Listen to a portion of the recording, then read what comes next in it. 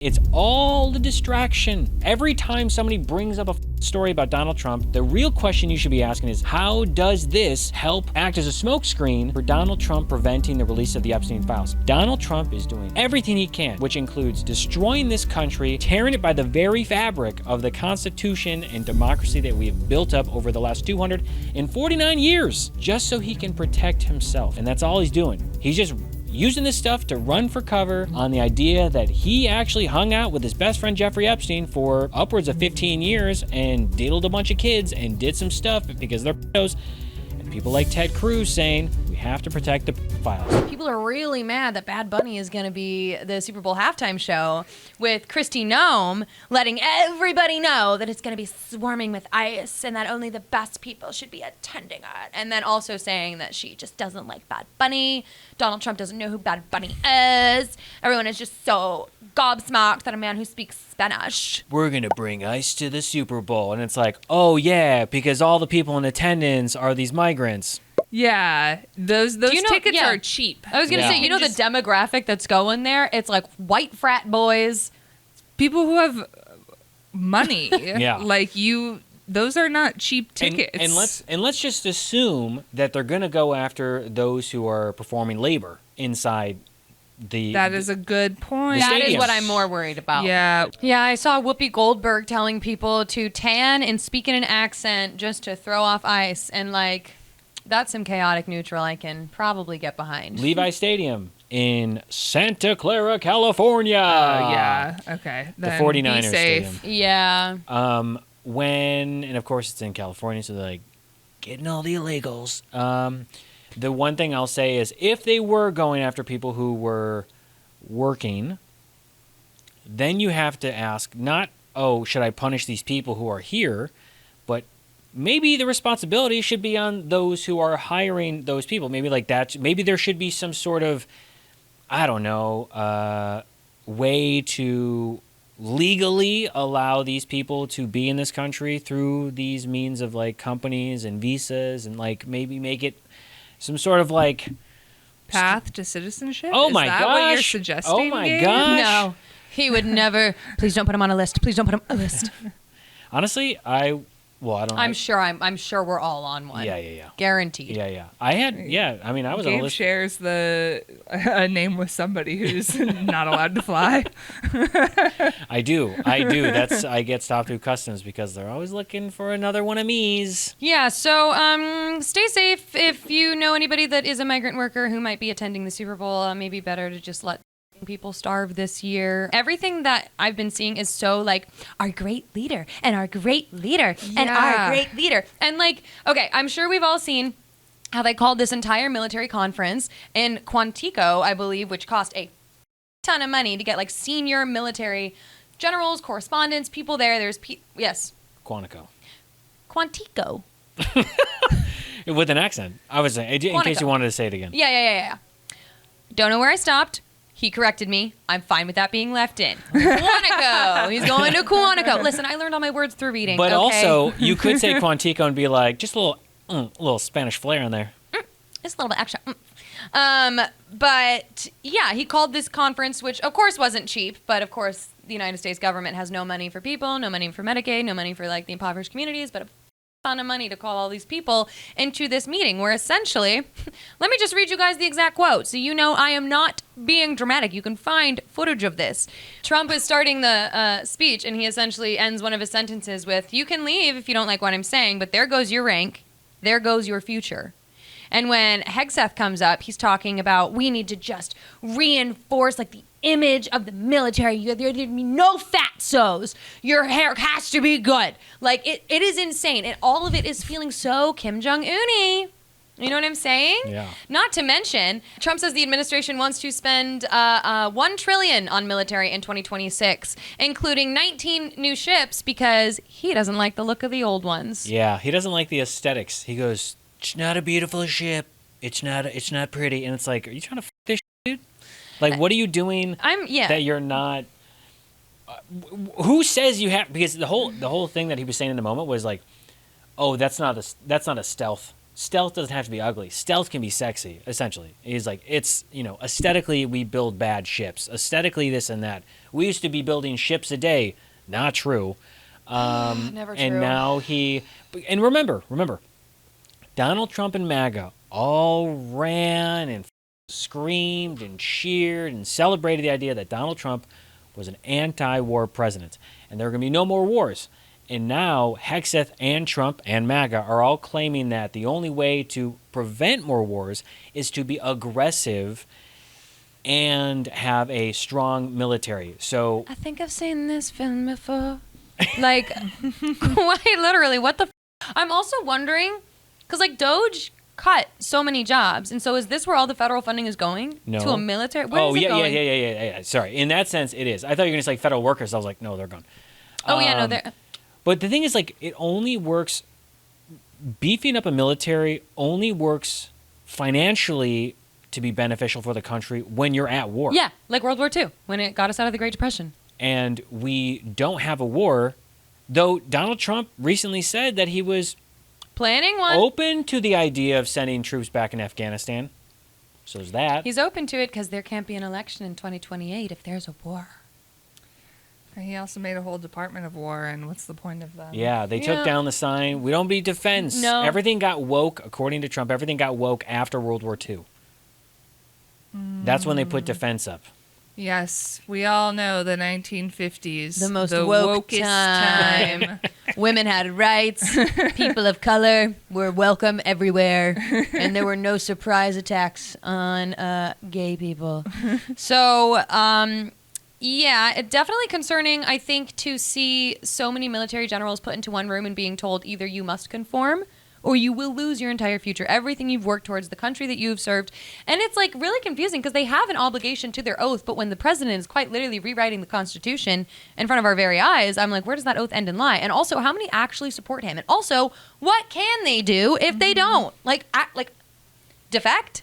What can they do? Because I feel like that would get them on a watch list. Like, it's going to be messy. It's going to be messy. It's I hell. mean, if you look at the series of events that have happened so far, Donald Trump ran on the idea that he was, while Republicans claimed it was tongue-in-cheek and he wasn't being serious and he was being sarcastic and coy and all this stuff, it was that Donald Trump is going to be MAGA's vengeance. He's going to use the military and the DOJ to go after those who had come after him.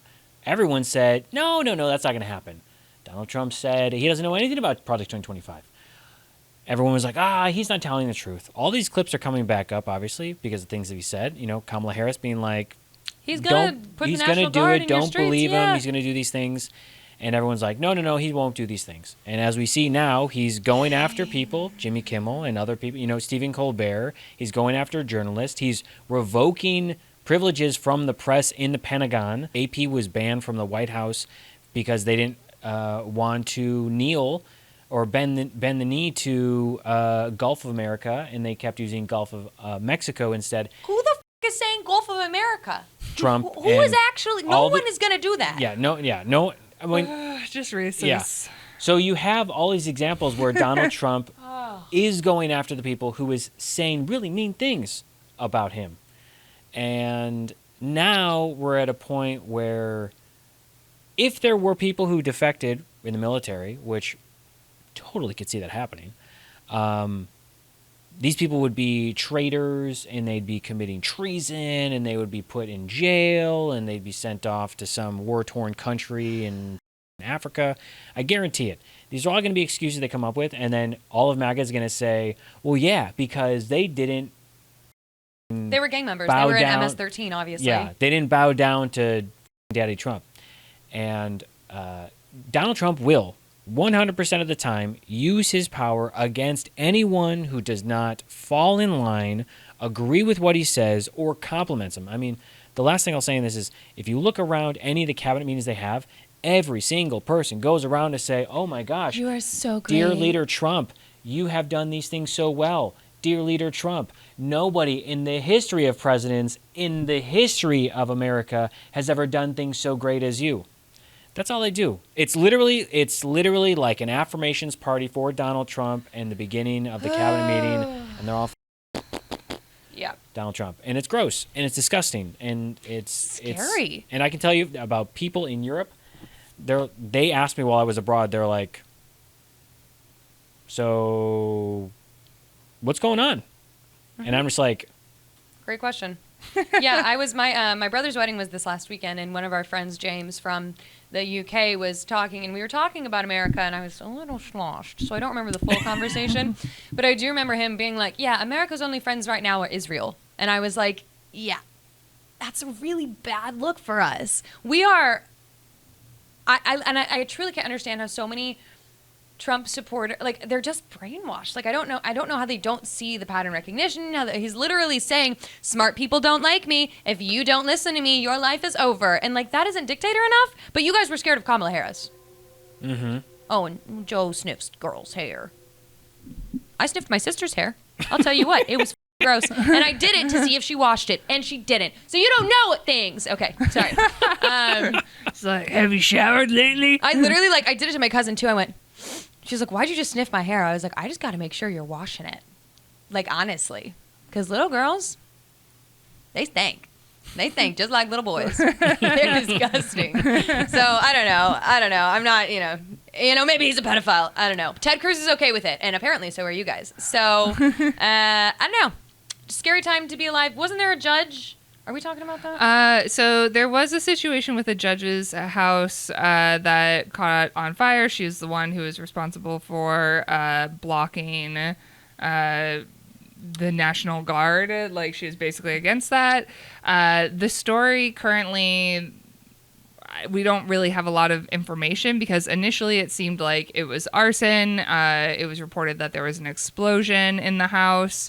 So people thought that it was politically motivated.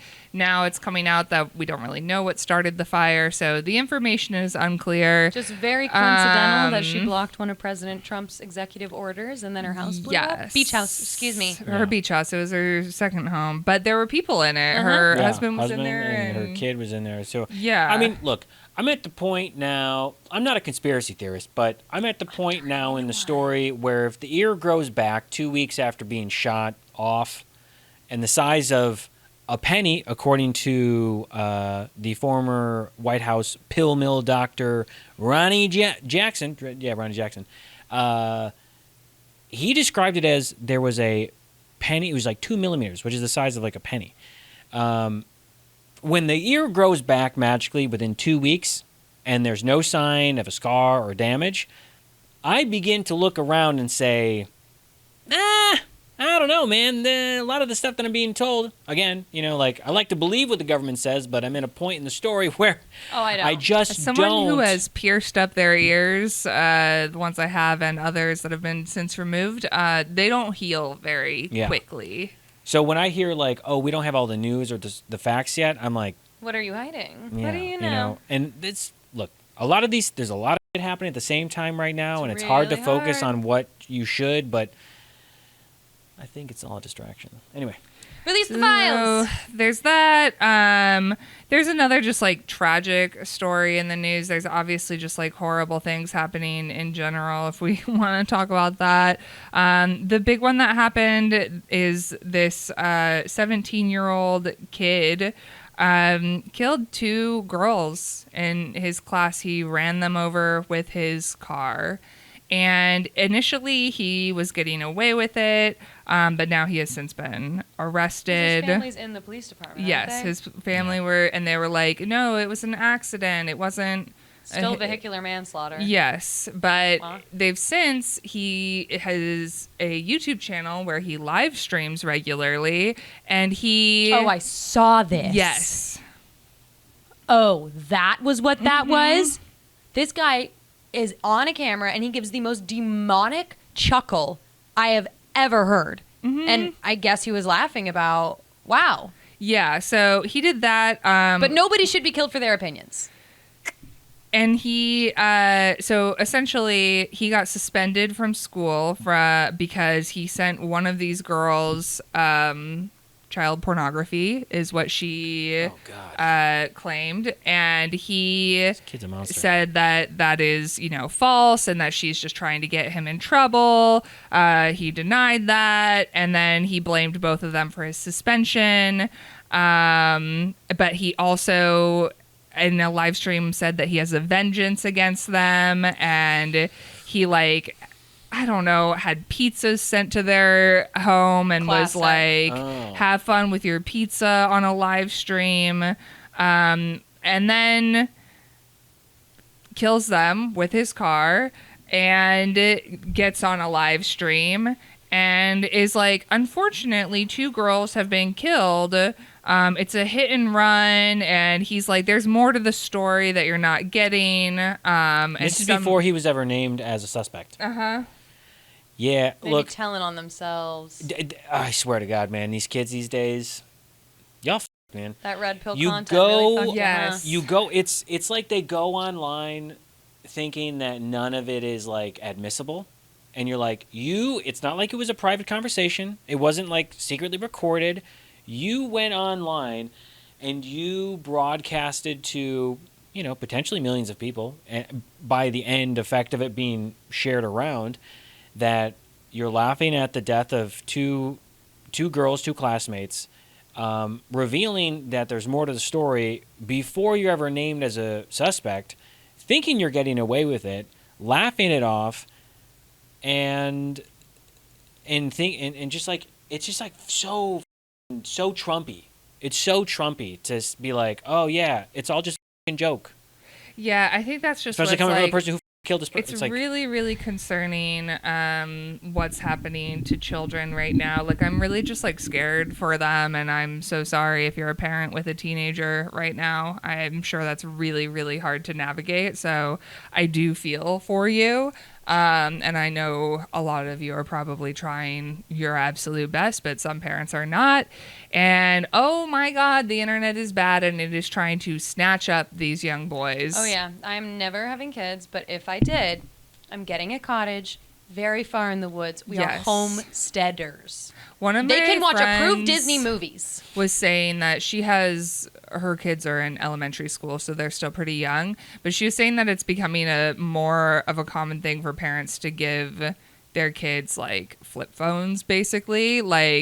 Just be you okay. can have not a smartphone. Some parents at least are wising up to this of just your kid should not have. Yeah. It's not unlimited healthy. access to it's everything. really not healthy for them. And No. I understand why you want to contact them and stuff. I understand them being able to text you, but the internet's not a good place for kids right Especially now. It's with all not a that- good place for adults. Good Lord, some of you need to get the off the internet. Get off the internet. Yeah, go calm touch down. some grass and pray. Especially People with all need that. to eat the grass. They need Yeah. to just roll around in it and just become grass because you need We to. need to have a week-long retreat where we go into the woods and reset our circadian rhythms. Yes, just please Yeah. get the off the internet if you find yourself. I can tell you, posting some. I was only gone for a couple weeks, out of America, and many people have asked, why'd you come back?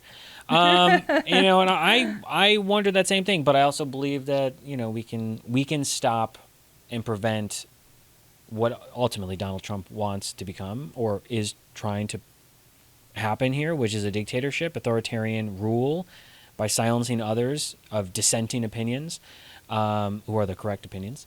But the one thing I'll say is on the kids' side, just this eruption of AI slop. Mm-hmm. And all of that, and I've seen a bunch of videos on Instagram Tilly Norwood. where Don't get us started. Sorry. where people have been like, oh my God, check out this video, and I'm like, it literally says "sore" on it. It's got the watermark. It's not real, though it looks pretty real. It's not real. Oh, we're cooked. There's videos Yeah. I've seen recently where I'm like, no, it's too scary. It's just so scary and hard. We've invented our own extinction. We invented our own death. And honestly, we have no humanity, compassion, or empathy anymore to even stop it. Yeah, And- and it's all then money. everybody's gonna get that friend. Have you seen those ads for Friend all around LA? No. Huh? It's a necklace, an AI necklace. It listens to everything at all times. No, It's no. recording everything around you, and it texts you on your phone, and it's your best friend. So it's So her? you can, yeah, it's her. And there's ads for it everywhere. You'll see it. The ad, their like video on their website is horrifying. It's like this woman's on a date with a guy, and then she goes But that just home shows you, and is like, "How do you think the date went, friend?"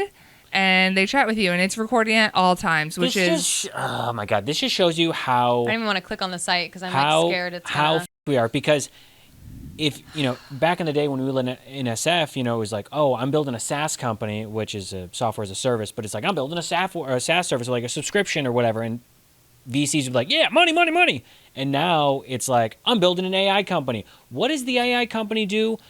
It just collects data on you. And then these investors are like, yeah, money, money, money. And it doesn't matter the detrimental effects that these products will have. This sounds terrifying. That's scary. Because even then, there was that one case against Amazon for their Alexa product, and they said it wasn't listening, but it was passively listening in the background, and there was a domestic violence case, and the police were involved, and whether or not it had a recording of the incident, or whether it did. Anyway, all of this comes together as this like AI slop. There was a video that Benny Johnson, who is a right-wing commentator, an absolute idiot, who has been fired from multiple jobs for plagiarism, so you know that MAGA doesn't have any original thoughts. He made a video with, I think it was with Sora, or it could have been another thing, where he was dressed up as Batman, and he was beating up people who were wearing sombreros and Mexican attire on the streets of Chicago, which is hot off the heels of him getting to cosplay as an ICE agent in Mexico during these raids. And that thing really like hits deep with me for many reasons. One, like I'm from Chicago, and two, my family is Latino, and so to see people from my community, from my city, get attacked in marginalized communities where you have Black Hawk helicopters rappelling ICE agents and federal agents onto buildings and zip tying people because you're supposedly going to find a gang member in this building. Yeah, how is that legal? It's not, but they're trying to say, oh yeah, we can send in the National Guard and we can send in these federal agents, because it's the argument that they're trying to make is that these gangs are causing violence, and these gangs are also bringing drugs into the country, and that is a war on terrorism. And if we can declare that there's a war, then we are justified in these military-style actions against civilians or non-civilians, as they want to treat people, to promote this fear-mongering that we're always watching, we're always going to hunt you down, we're always going to get you. And so in Chicago, you have them literally rappelling down from Black Hawk helicopters, down ropes, onto the building, kicking in doors. They're zip-tying people, children, families, people naked, people clothed, like in their bed, sleeping at night. And the next thing you know, it looks like it's out of a movie where the door's getting kicked in and there's like a SWAT team kind of flashlight in your face. And it's just like, this is the type of reality we live in right now, where you have ICE agents being, Donald Trump saying that the military can now use active live ammunition against anyone who does anything that they decide is against their mission, right? And so the idea that you have, Portland, Memphis, Chicago, LA. He's literally trying it with all the major cities, like Kamala Harris said. She said he will turn the military against you. And I remember, I think it is, there was a writer from The Hill who said Kamala Harris is lying to you, in response to her saying Donald Trump will turn the military on you in cities. And, we are at the 1,000th prediction correct by Kamala Harris, where you see people in Chicago being arrested or detained or tear gassed. And then ICE is tear gassing the Chicago PD. I can't. I don't know how they take themselves. Did you see the guy in Portland? He's in a froggy suit. Yeah. And ICE goes to the vent in the back of his suit and pepper sprays that. I'm like, what is fucking happening? They're also using the excuse of anyone who is, trying to stop them, anyone who is saying anything mean to them. There was an episode I just watched of. We though? Like, hello? And there was an episode I just watched of Law and Order SVU where there was a victim who was sexually assaulted in her apartment, and the building manager is an undocumented immigrant, and he didn't want to get involved because of the police, and he's like, I don't want to do this, whatever. Ultimately did go and give testimony to say the person that was in the building is this guy, and he owns the building, white guy, classic.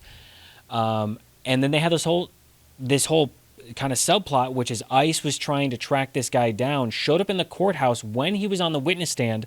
The judge was like, no, not here. You can do it outside. They tried to protect him. Then he got arrested. While on stand? No. After he had given the testimony to help put this guy away, they were coming down the steps and they arrested him. And then guess who got upset? Because again, this guy was testifying against a rapist.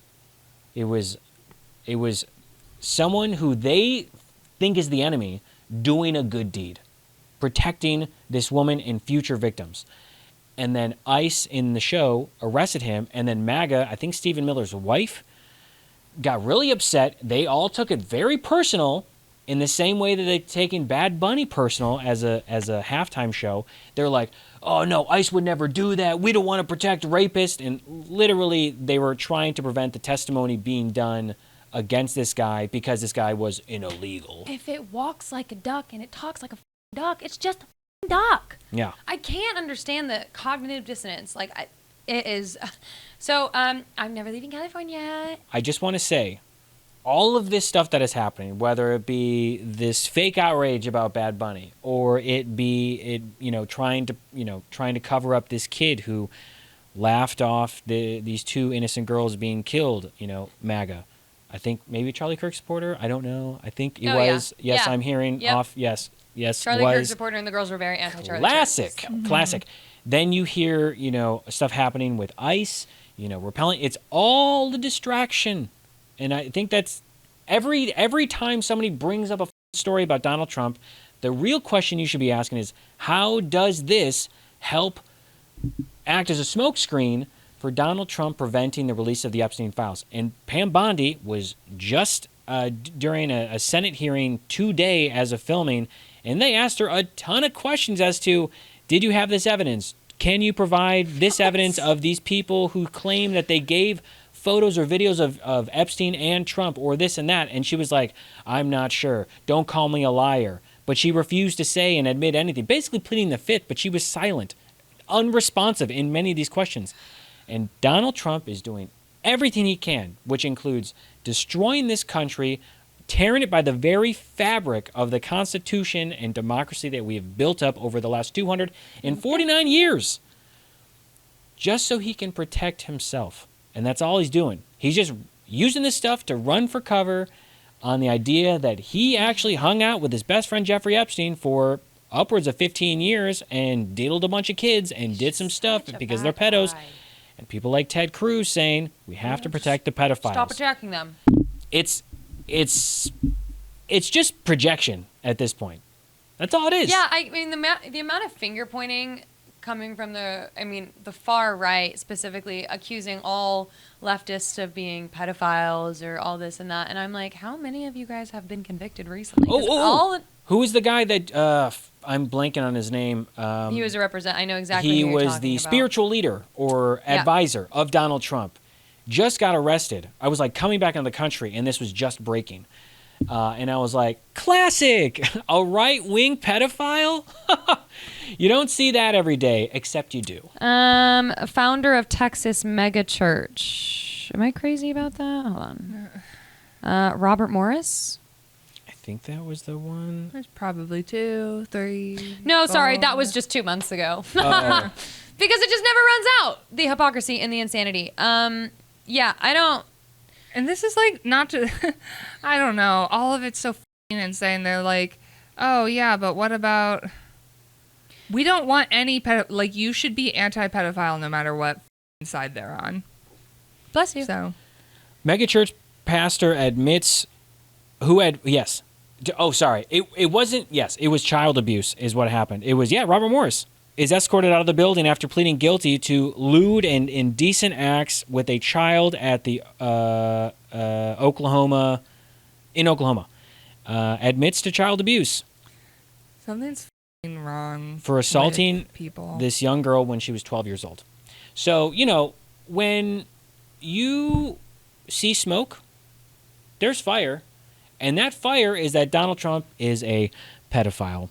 And that he and MAGA and the GOP, grand old pedophiles, love to protect other child predators and other people who are molesting both girls and boys at young ages and using their power and their influence to take advantage of them when they don't know any better. And now we're at a point where you have that person in charge and they're just running cover. Don't be surprised if this guy somehow gets pardoned, because even Donald Trump said that he was considering pardoning Ghislaine Maxwell, and this was yesterday in the Oval Office.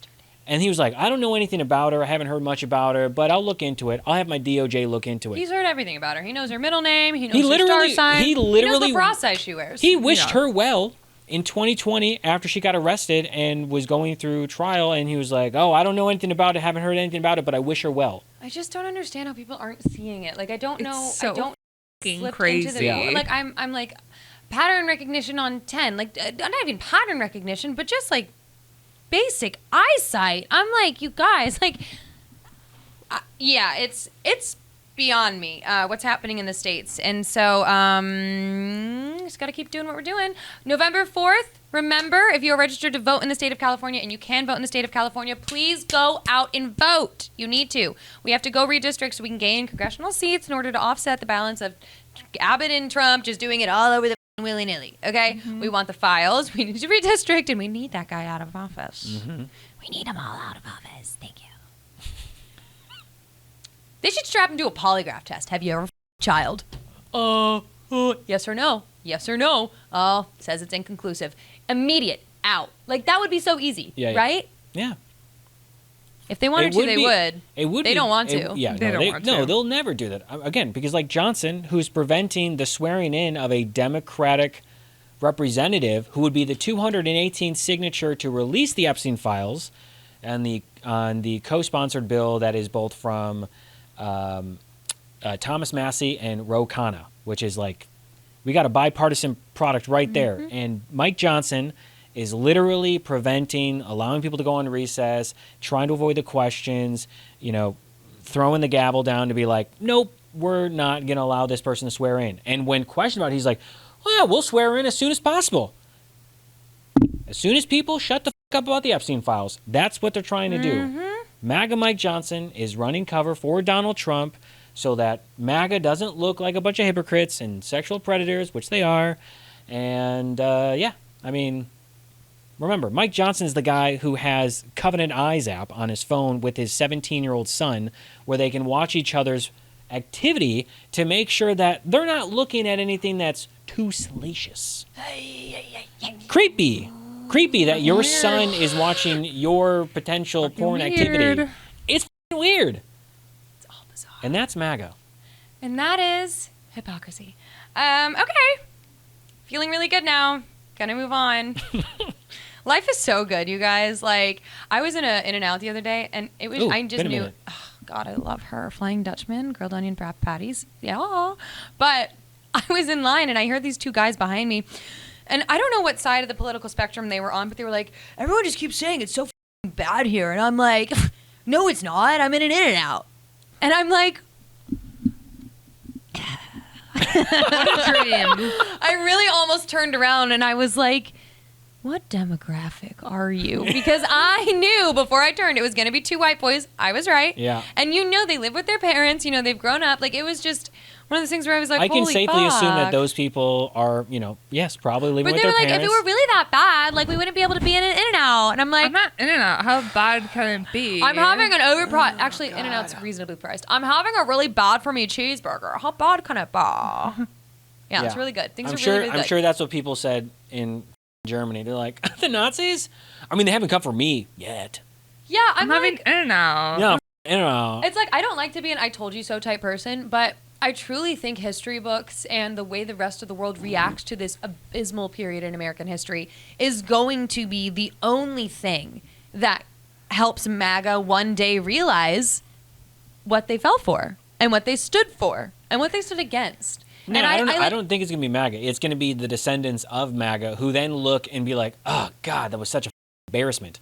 Like the idea that I had grandparents. The same way that people are like, oh, my great-great-grandfather, slave owner, fought in the Civil War for the wrong side. Yeah, you're right. I gotta have more faith in the generation that's up and coming because those kids don't around. They don't around. You know what we did, or rather we didn't do? We didn't shame hard enough leading in or leading out of World War II. And we really didn't find ourselves in a position where we're like, oh, yes, we're like, America, the comeback story. We've got all this, reform and progress that's being made. And we're doing this, we're doing that. Like, at each step of the way, there was somebody that was just like chipping away these little things where enough damage was done, where the crack then broke it in half, or whatever it is. But broke it in half, and now we're in the state where like everyone's like, the Holocaust? I mean, did it happen? Did it not happen? Let's look at alternative opinions. Okay, yeah, maybe I'm giving the kids too much credit because I did hear some of them debate that slaves were obviously paid. And then, then you're like, oh, slavery was a choice. Kanye West said that on TMZ. It's crazy, the state of the world we live in. And I just don't think that we shamed hard enough. Maybe Gen Beta will be better. I hope. Okay, moving on to a comment we got on one of our videos where it's basically I'm pretending to be California and all the southern states are like, you need to leave. And I'm like, thank God. And they said California is a drain on the states. We fund California. And to that I say, Diane Serlin, I'm just going to let Gabe give you the statistics on California's economy and how much they donate, or not donate, but fund the federal government. Gabe, take it away. California, the greatest state in the union, is the fourth largest GDP in the world. We also provide more, I think it's $83 billion back to the government, which is more than what the government gives us. We are funding your red state. And I'm not here to play games. I'm not here to make friends, okay? I'm here to tell you the facts. And that is that your opinion is dumb. And Diane Serlin, I just want to say this is a very valuable lesson in learning that just because you say things doesn't make them true. And Google is free, and you're a f***ing idiot. Yeah. Okay? Great. Anything to add? No. Diane it's the dumbest thing that people say. I'm just like, there's just like, hate California, say you don't want to be here. Okay, fine. But like, this is objective fact. Yeah. So like, you can't. Yeah. Look at the crime in other states. Red states. Oh my God, I love Gavin Newsom so much for being like, what about, I can't remember what state he was going against. Mississippi. He was talking about Mike Johnson's state. Oh yeah. He's like, what are you defending Mississippi for? Louisiana. Also Mississippi is another one too, but Louisiana specifically is for Mike Johnson. And he was like, what about over here? This is one of the highest crime-ridden cities in America. Gavin Newsom's game. Yeah. I saw him on, was it Fallon recently? No. Colbert. He was on Colbert, yeah. Mm-hmm. That man looked so good. I was like, we deserve a hot president. We deserve a hot... So anyway, he's got my vote if he's running, depending. Moving on, we have a comment on one of our products from Dawn. This is about our grievance journal, and she titled it, Take a Break from Gratitude.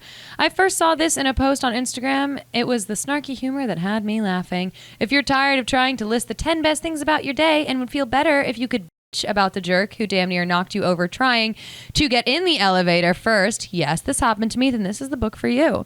The humorous way things are put in helps to transform the anger into amusement. And I agree. Because I wrote this one. I felt like the worst person in the world writing it. I was like, and then I read it back and I was like, you're so chill, girl. So anyway, I would highly recommend during these trying times, everybody get a grievance journal. It genuinely is very therapeutic and also like guided venting rant prompts for me. I have so much I could complain about, but so knowing I can narrow it down to one, good place to start. Mm-hmm. And if you want to be, you should just got to get the journal. I'm going to just put this out there. I didn't know that Ansley was a gremlin.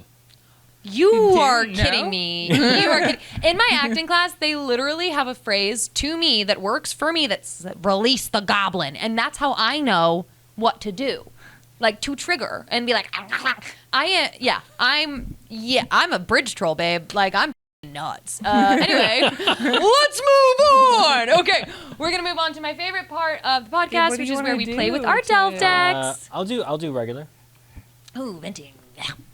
Great. So for our audio listeners, we are now going to stop. You were just gone for too long. You're making me feel too funny. For our audio listeners, we moved on to playing with the delve decks, which essentially is where we grab a card and we answer it here. I'm going to start with the venting deck because we have 3 different ones with some more on the way eventually. Ooh. Are there whispers in the office that there's new decks coming? Well, I just asked our CEO. So. Oh. And Yeah. I know. It's a whisper. Yeah, it's a whisper.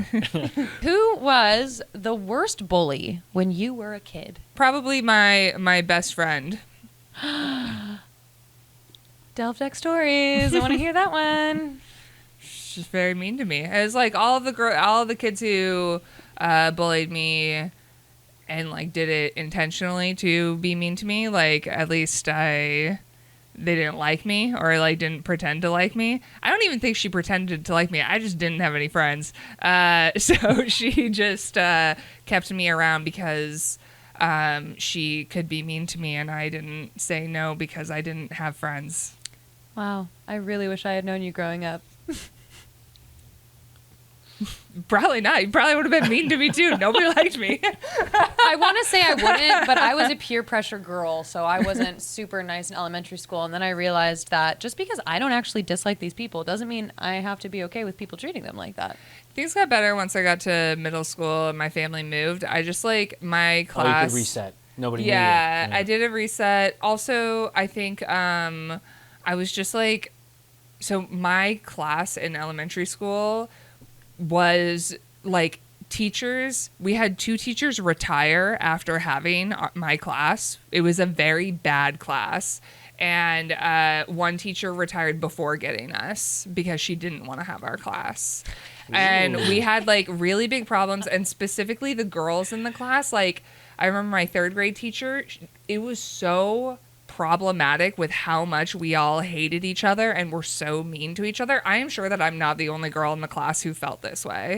Like, to be clear, like it genuinely was just the way that the class was. She started assigning us people to hang out with at recess. Oh, man. Because she thought that it would make us get to know each other better. It just made it worse. Like, because we were being forced to hang out with girls who were very, very mean. It was like super cliquey, and almost every clique, it was like one girl who was like mean as f***, and then the other 2 girls who just like were like, I guess this is the girl that I follow, and then our cliques like fought each other, and it was weird. Oh, this is metal as hell. Mean girl. So again, I had like a bad time, and the girl who was my clique's leader was very mean to me.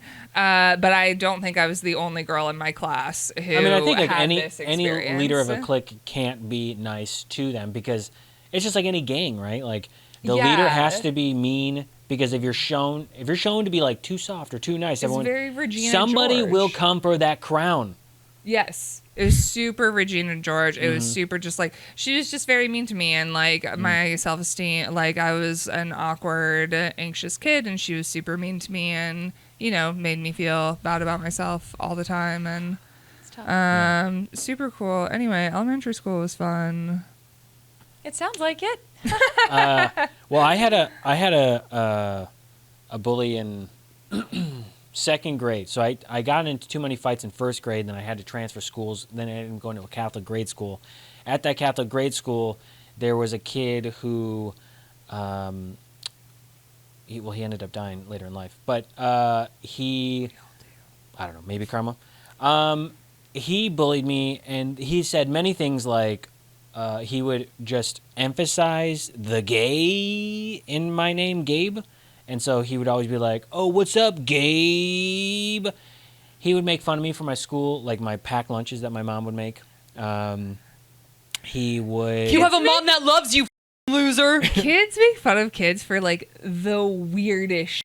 Uh-huh. It is kids... If there's one thing that kids are... Like, if you could have... Like, I just watched the movie Weapons, by the way, and I was like, weaponizing these Still kids... have to see that. But there is something to be said about children and how there is no filter. there is no kind of like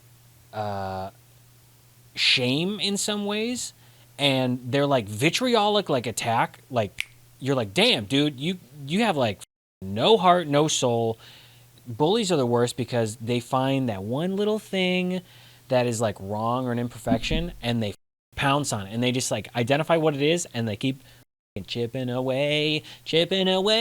Anyway, so as a kid, it was just like a multifaceted attack from this one kid, but then he had a couple other kids that were like followers of his, and they would make fun of me for when my first year in school. And then he kind of like did it a little bit more, and then by the end, he was like a wild child.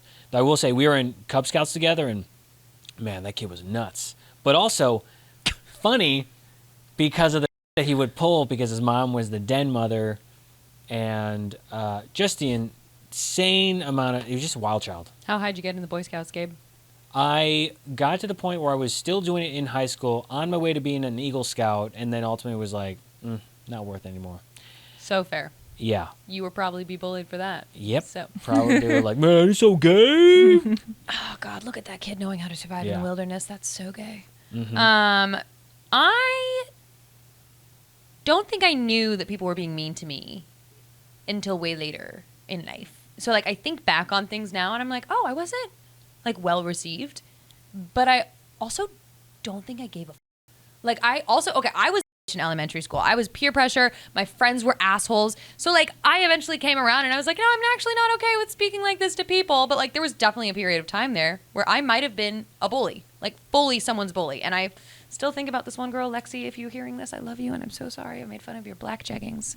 I don't even know what was wrong with them. No, I truly don't. And it was because the girl I was friends with was the queen bee, and I was like, yeah, whatever I have to do what she says. But no, I mean, people were not nice to me, but I also didn't notice until later. Like, my coach had asked people to sit next to me on the soccer games. Like, this girl made fun of my acne one time and said it was an allergic reaction. Like, my body, my hair, my nose, like, all of it. But I genuinely was just like, you guys. Like, it had no bearing on me because I don't know, maybe I don't think I'm autistic, but I know that that's a neurodivergent thing where sometimes it just literally goes over the head. And so I think about these things now, and I'm like, oh, that was pretty awful. But at the time being, I really had like a close circle of friends. I had my brothers. And so anyone else who wasn't worth it, just paid no mind to. I'm now reading from the original Dell deck. And the question is, what's something you were warned about as a kid that turned out to be really overblown? I really thought earthquakes and tsunamis and quicksand and like natural disasters were horrible and would come and kill you. If you were in California when there was an earthquake, you would die. So that's what I believed as a child that I now know is overblown. I had a parent who was worried about the Halloween candy thing. Oh, I was when she said that, I was thinking the razor blades in my mom in the would apple make or us in the dump our candy out, and she would go through, and if one had like a little bit of an opening on it or something, she'd be like, we're throwing it away, like it could be poisoned or whatever, it's been tampered with. And like maybe that's true. I think probably not. Yeah. But better safe than sorry, though. Right. Yeah. Than a slashed esophagus. It is crazy to think how sticky that story was.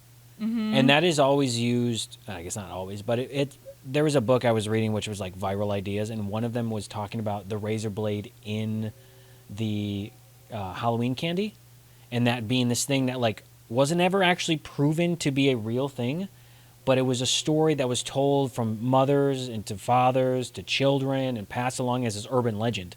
And it's crazy because it was a time where like the internet really wasn't, as viral or prominent as it is today. And so all of these stories of like, oh, you got to watch out for the razor blades in the candy. And at the end of the day, like this wasn't actually a thing. Or if it was a story of a story of a story of a story that was a game of telephone. I guess that's fair. And by the end of it, everyone had the same story, which is kind of wild to think about how someone on the East Coast could have just like religion. Could have the same story as someone on the West Coast of, oh my God, they're putting razor blades in the candy for kids. Was that both of yours then? No. I was going to say drugs. Yeah.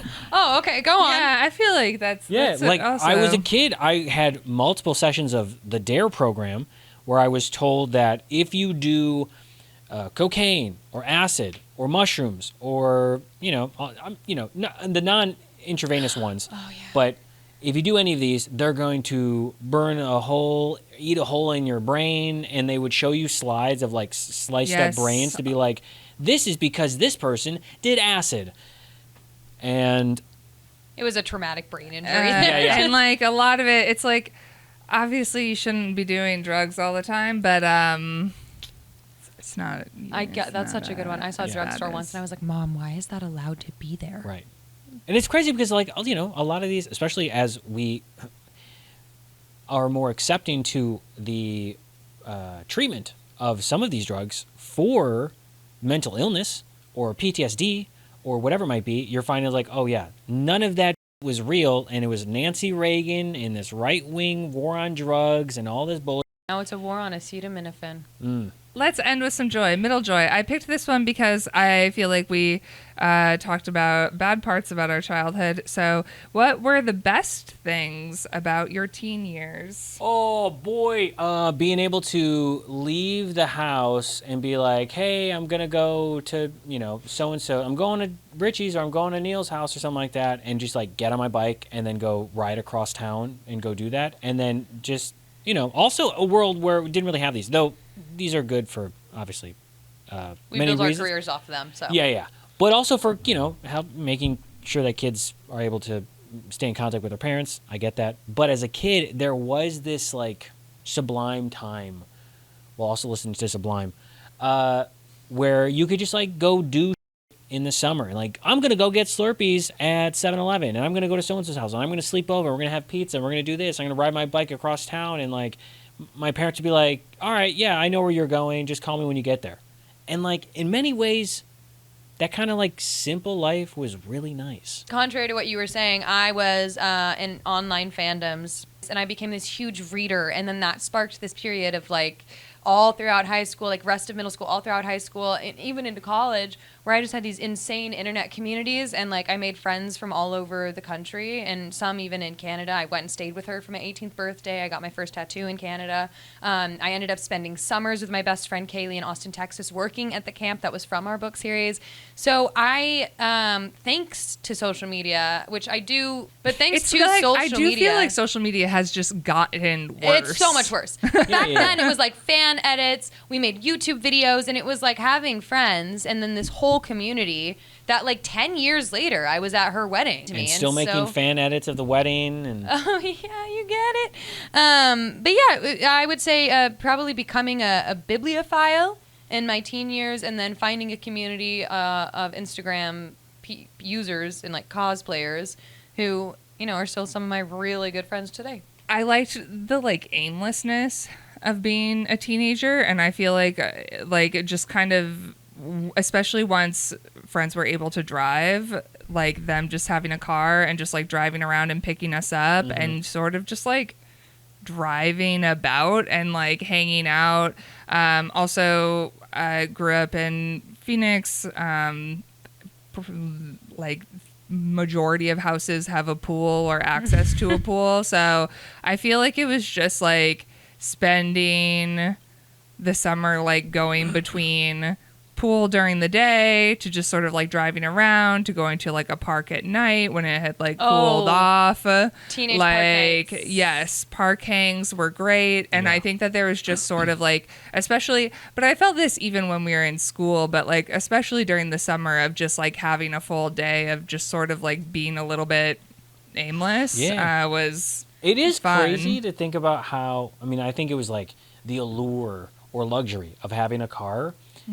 But as soon as someone got their license, like I remember I got my license, boom, got the Kia Sedona minivan, picked up the friends, went to 7-Eleven, went to Lindbergh Park, hung out late night, you know, until the park lights went out. Like, this just, it's like, I don't know. It was our first taste of freedom. No, I know, but Yeah. It's just like that idea of like, oh, I don't want to be home. Not that I don't want like my family or anything like that, but like, I don't want to be home because I don't need to be home. Anyway, okay. Now we have responsibilities, Yeah. but Now we have AI. Yeah. Slop, slop, slop. What's the need for artists anymore? I'm kidding. I will never work on an AI project. I pledge. But anyway, that is it for our podcast today. We love you guys so much. Thanks for hanging out with us. Tune in next week. I'm sure we'll have more nightmare stories to tell you. Love you. Bye. Bye.